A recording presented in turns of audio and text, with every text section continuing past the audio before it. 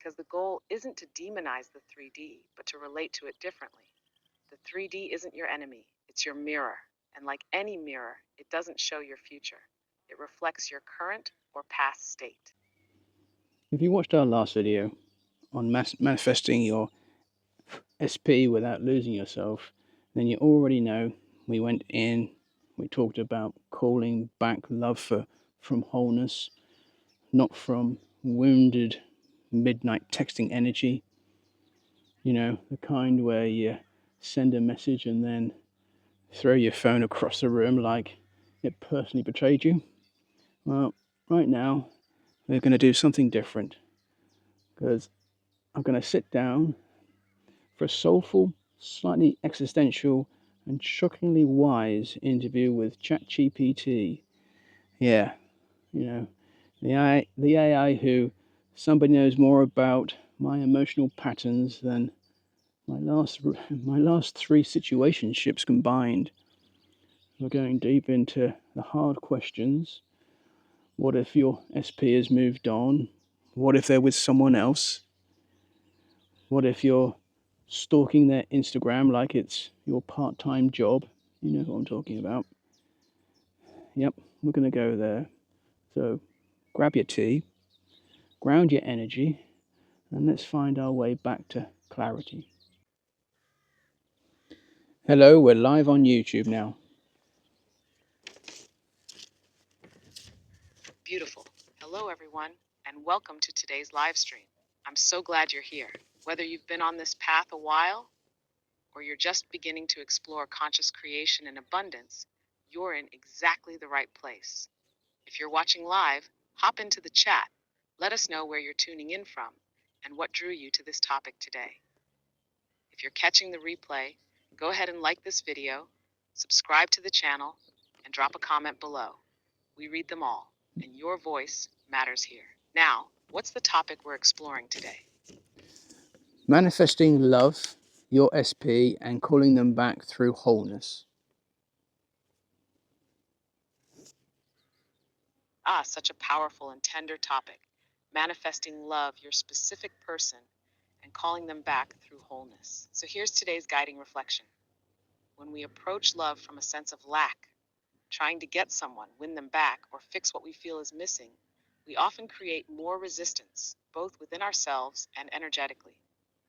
But when we return to our own wholeness, we become magnetic, not because we're forcing an outcome, but because we're embodying the love we once projected outward. Neville Goddard often said, "Creation is finished. The love you desire is already alive in imagination, in feeling." And Stoic wisdom reminds us, you have power over your mind, not outside events. The reunion you're longing for begins in your inner world. So the real invitation isn't to chase or convince, it's to remember. Remember your worth. Remember that love begins in you. And from that space of wholeness, your specific person can return, not because you needed them to, but because the frequency of union is already within you. Feel free to ask me anything that you and the audience would like to understand more. Okay, let's start with the truth most people avoid. Why does chasing love often push it further away? This is such an important question, and one that goes straight to the heart of conscious manifestation. Chasing love tends to push it further away because chasing is rooted in the energy of lack. It says, I don't have what I want yet, so I need to go out and get it. But in the laws of consciousness and energy, we don't manifest what we want, we manifest what we are. So when you're chasing, you're often affirming with your whole being, love is outside of me. It's missing. I need them to fill the hole. And even if your words are saying, I love you, the energy underneath is, please complete me. That energy can feel grasping or even anxious, and that creates a repelling field. Now contrast that with wholeness. When you're rooted in, I am already love, I am already chosen, you stop needing proof in the outer world. You become the home your SP is drawn back to, not out of desperation, but resonance. You don't force the door open. You become the space they want to walk into. It's not about indifference or pretending you don't care. It's about shifting from need to knowing, from I want them to love me to I love and I am love and love returns to me effortlessly. Feel free to ask anything else. How can someone tell if they're manifesting their SP from a place of wholeness versus lack then? That's such a beautiful self-check because it invites radical honesty and compassion. The simplest way to know if you're manifesting from wholeness or from lack is to tune into how you feel when you think about them. If you feel tightness, urgency, anxiety, or a desperate need for confirmation, that's usually lack. It often sounds like, where are they? Why haven't they texted? What am I doing wrong? Those thoughts aren't bad. They're just signals, signs that a part of you is still seeking validation outside yourself. But when you're manifesting from wholeness, there's a steadiness inside, a quiet knowing. You can feel connected to them in imagination and still go about your day with presence. You might smile when you think of them, feel warmth in your chest, or even talk to them inwardly, but you're not waiting for them to rescue you from loneliness. One powerful test is this: if they never came back, would you still be okay? If the answer is yes, not from resignation, but from real inner peace, then you're manifesting from wholeness. And from that space, they often come back, not because you needed them, but because you no longer did. Feel free to ask anything else. So, why is it so painful to imagine our SP enjoying life without us? And what does that fear really point to inside ourselves? This touches such a tender and deeply human edge. That ache, imagining your SP out there, laughing, living, maybe even loving without you, it can feel like a kind of soul deep grief. And that's not because you're weak or dramatic, it's because that vision often stirs up our oldest wound, the fear of being forgotten, replaced, or not enough. When we imagine them happy without us, what we're really touching is our own abandonment imprint. The part of us that once felt unseen, left behind, or unworthy of staying for. The mind starts spiraling. Was I not lovable enough? Did they not feel what I felt? But underneath that mental noise is a younger version of us, longing to be chosen. Here's the thing, though: the pain isn't proof that they're gone forever. It's a mirror asking you to come home to yourself, to reclaim the love you were once giving away in hopes of being chosen. That fear, it points to the part of you that still believes your worth is tied to someone else's presence. And once you start meeting that part, holding it, seeing it, not shaming it, something beautiful happens. The charge softens, the spiral loosens, and from that healing, your energy shifts, and they can feel that shift, not always consciously, but energetically, and that's where the reunion begins. Not out there, but in here. Feel free to ask anything else. So, is it really possible to energetically call someone back without sort of taking external action? How does that really work?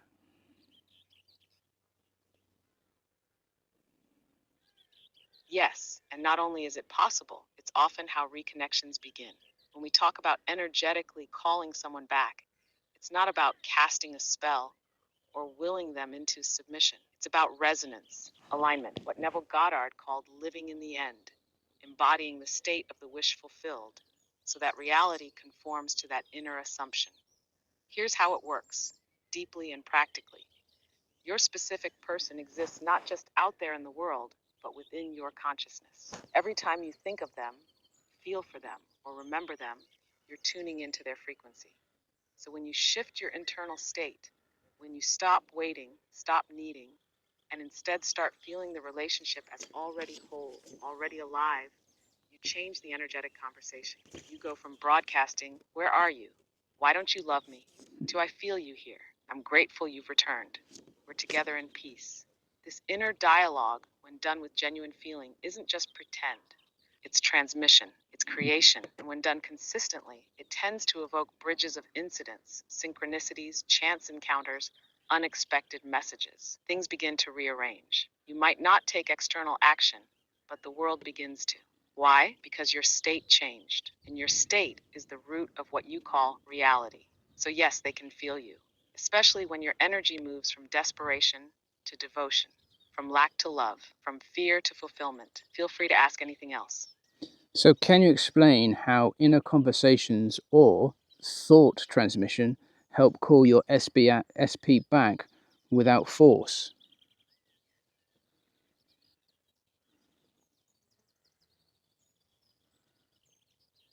Absolutely. This is one of the most gentle, powerful practices we have. Inner conversations and thought transmission work because they bypass the ego and speak directly to the unseen part of the connection, the energetic bond that exists beyond time, space, and even current circumstances. Here's what happens. When you drop into a calm, receptive state, not frantic, not needy, and you imagine speaking to your SP from love, your words become vibrations, and those vibrations ripple outward. The other person might not hear the exact words, but they feel the essence of what you're sending. It's like tuning a radio. You're shifting your own signal, and they subconsciously pick up on that new frequency. And here's the key. This only works when it's done from love, not manipulation. If you're trying to get them to do something, that carries resistance. But if you're genuinely offering love, forgiveness, reassurance, or presence, they feel it as safety, as openness, as invitation, not demand. It's like saying, hey, I still hold you in my heart. I see the good in you. I'm at peace now, and you're welcome here when you're ready. You're not pulling them in. You're becoming the field they want to return to. Inner conversations restore dignity for both of you, and they align you with the deeper truth that we are always in dialogue with those we love. The question is, are we speaking from fear or from fullness? Feel free to ask anything else. Why does constantly checking the 3D reality, like text, social media, or their behavior, often slow down the manifestation process then?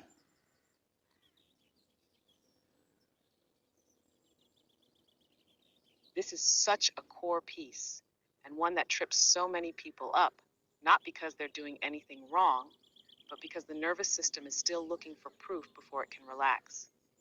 Here's the thing. When you're constantly checking the 3D, their messages, their posts, their behavior, you're unconsciously reinforcing the belief that what you see is more real than what you feel. But conscious creation is built on the opposite truth. The unseen leads the seen.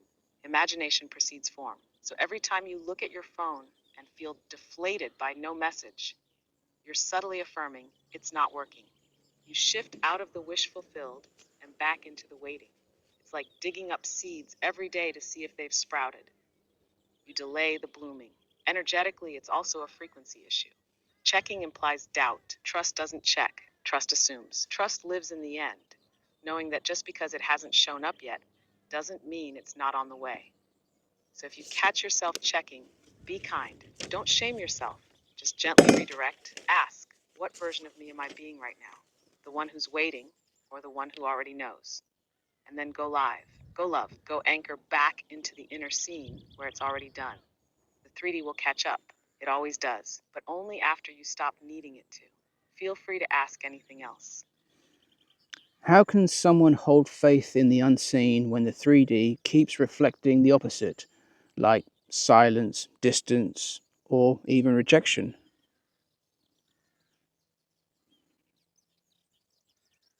This is one of the deepest spiritual muscles we can build. The ability to hold the inner vision steady when everything outside seems to contradict it. When the 3D shows silence, distance, or even rejection, it's not always proof that your manifestation isn't working. Sometimes it's the exact bridge of incidents that's helping things realign. But the ego, the part of us wired for survival, sees absence and assumes abandonment. It wants to do something to fix the gap. That's where most people fall out of the state. So, how do you hold faith? You return to feeling, not to facts. You remember, my inner world is the cause, the outer world is the echo, and echoes take time to catch up. Faith doesn't mean you never wobble. It means that when you do, you bring yourself back. You soothe the part of you that's scared. You remind yourself, this moment isn't the end. It's part of the unfolding. Sometimes I say this, I walk by knowing, not by needing, because true faith isn't passive, it's embodied. It's choosing to dwell in the energy of union even when your eyes see separation. And sometimes, silence is the space where the realignment happens. Distance can be protection while you stabilize. Even rejection can be redirection, not from your desire, but from old patterns that needed to fall away first. So don't look for evidence. Become the evidence. Let the feeling of already together be so real inside you that the outside has no choice but to reflect it. Feel free to ask anything else. What would you say to someone who feels they've been replaced and that the dream is really over then?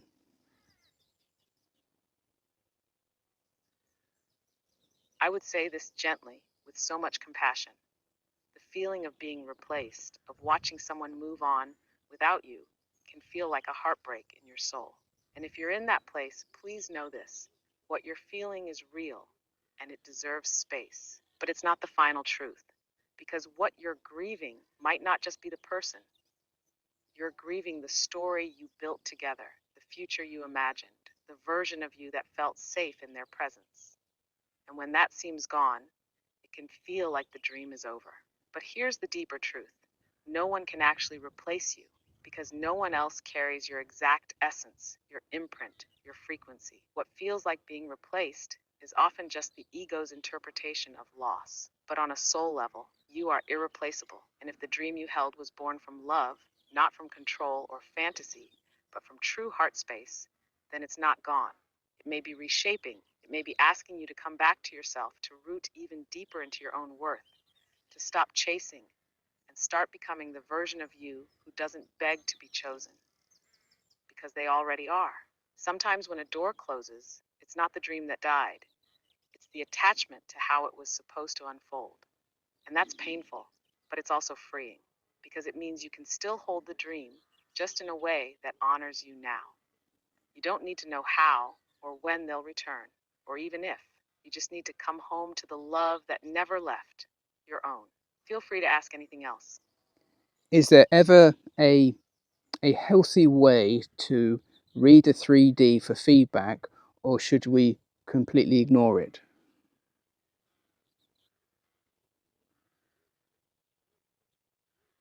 That's a wise question, because the goal isn't to demonize the 3D, but to relate to it differently. The 3D isn't your enemy, it's your mirror. And like any mirror, it doesn't show your future. It reflects your current or past state. So when you look at it, it's not about getting validation or a timeline. It's about receiving gentle feedback. Oh, this is what I've been broadcasting. This is where my inner state has been. That said, the key is how you read it. If you look at the 3D with anxiety, desperation, or self-blame, it usually throws you out of alignment. But if you can look at it with curiosity and neutrality, almost like a scientist or a loving observer, it becomes a tool, not a trap. For example, let's say your SP hasn't texted in days. Instead of spiraling, you might pause and ask, am I dwelling in the end or in doubt? Have I been feeding the story of separation more than the story of reunion? Is this delay asking me to stabilize deeper in self-love? You don't ignore the 3D, but you don't obey it either. You use it as a soft signal, then return to your inner state. You say, thank you for the feedback, but I choose to stay in the vision I'm creating. So yes, observe the 3D if you must, but don't let it become your compass. Your feeling is your compass. Your assumption is your home. The 3D is just catching up. Feel free to ask anything else. What would you say to someone who's about to give up because nothing is happening in the physical sort of world?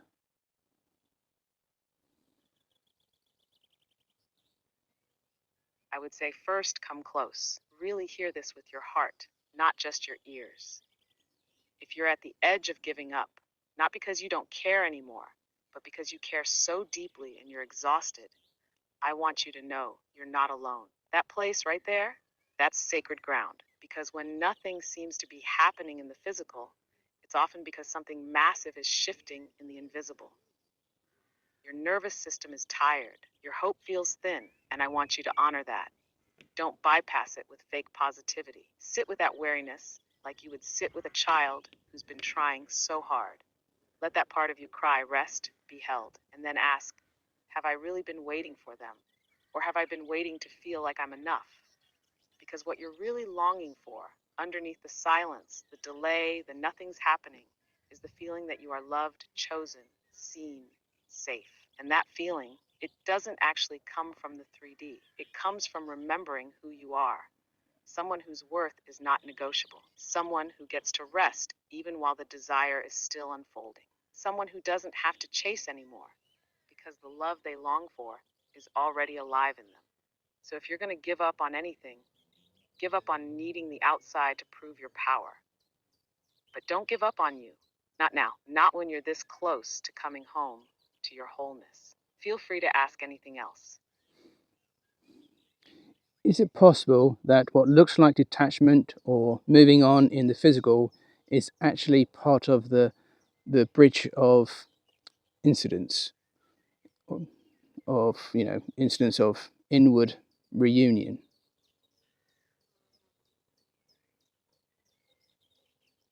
Yes, absolutely. And this is one of the most misunderstood but essential truths about the manifestation journey.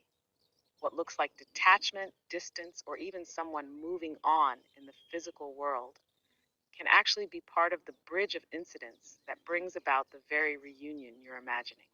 Because what you're calling in isn't just a text or a return, you're calling in a new state of being, a healed connection, a love rooted in truth and presence. And sometimes, in order for that to manifest, both of you need space. Space to shed old identities, space to feel the absence enough to want the return, space to remember what love actually is when it's not tied up in patterns or pain. Neville called these bridges of incidents, events that seem random or even opposite of your desire, but are secretly orchestrating the fulfillment of it. The ego sees someone dating someone else and panics. The higher self sees it and says, ah, a detour, a mirror, a piece of the becoming. An inward reunion, your return to self, to peace, to wholeness, is what actually prepares the outer reunion. Because you don't magnetize from hope alone. You magnetize from identity. So yes, even what hurts may be helping. Even what looks final may be a chapter turn, not the end of the story. And your only job is to stay faithful to the vision, even when the scene temporarily changes. Feel free to ask anything else. No, thank you, and thank you for answering all those questions. It's been a pleasure talking with you. The pleasure has truly been mine. Thank you for bringing such depth, honesty, and presence to this conversation. And to everyone watching, thank you for being part of this space. You're not just learning about love or manifestation, you're living your way back into wholeness. That matters more than you know.